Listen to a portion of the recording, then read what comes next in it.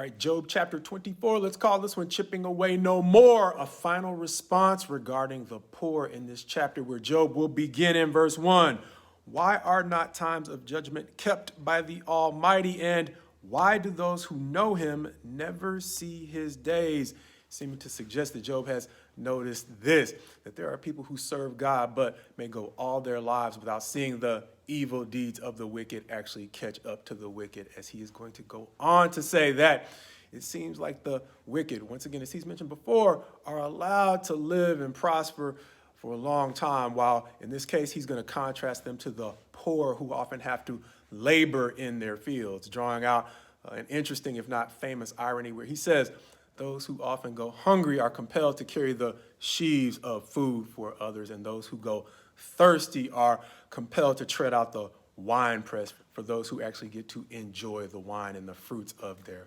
labor. And he's going to go on to say that there are those who actually enjoy the darkness. If they could be shown the light path, or what he's paralleling to, the right way to do things, they wouldn't want to. Why? Because they are enjoying the ability to operate in obscurity. Two types he's going to mention are murderers and adulterers. And he is going to go on to say that to them, darkness or maybe even obscurity are just as appealing as the morning is to those who work hard for an honest living. Understanding that the darkness gives them the chance to partner in the kind of acts that actually terrorize people who are trying to do what is right.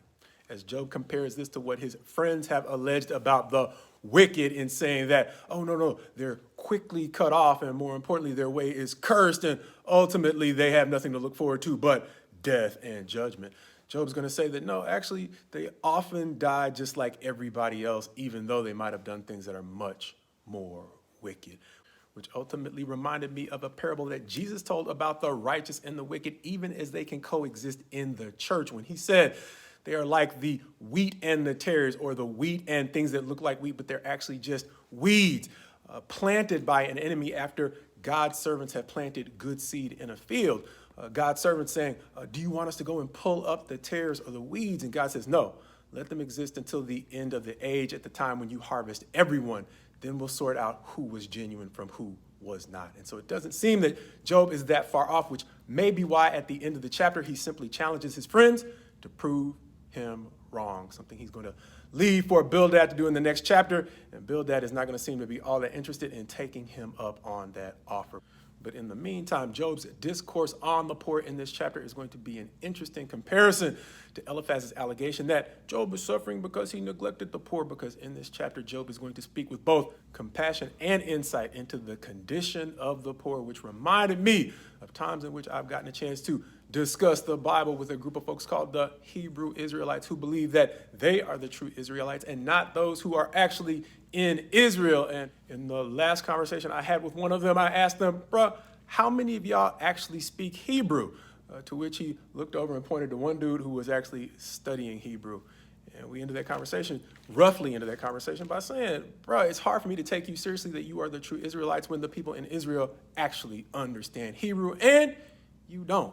Which reminded me of Job, not only here in this chapter, speaking more eloquently on the condition of the poor than his accuser, Eliphaz. But as we mentioned before, Peter says the same thing in 1 Peter when he is going to say, round about chapter 2, verse 15, he's going to say, for this is the will of God, that by doing good you should put to silence the ignorance of foolish people. And in this chapter, that seems to be exactly what Job has done, helping us to see once again that he did not have to itemize a response to the things that Eliphaz was accusing him of. This particular portion of Job's response was persuasive to me because he was able to speak with more insight and compassion to the condition of the poor than Eliphaz, who had actually accused him. Which reminds me once again, while we're getting back into the habit of saying this time, God's best to you as you go forward in him. God willing, allowing him to grow both your abilities and the good that you do in a way that simply silences those who would falsely accuse you. A prayer that we have offered up before, but may be worth repeating, understanding the ways in which it has helped Job.